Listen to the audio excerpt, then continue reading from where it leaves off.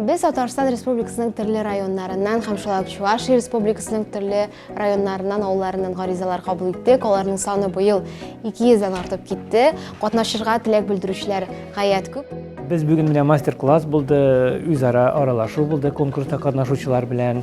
Үзебезнең теләкләребезне, тәкъдимнәребезне җиткердек, алар бик яратып, теләп кабул иттеләр.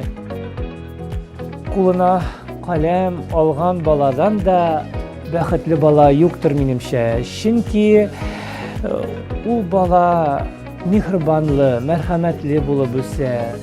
То, что сегодня я увидела здесь, мне очень понравилось. Татарские девочки, мальчики, татарские именно с таким дружелюбием относились к чувашским школьникам. У них разносторонние интересы, между собой они общаются и делятся, скажем, знанием, своим знанием. А это очень полезно.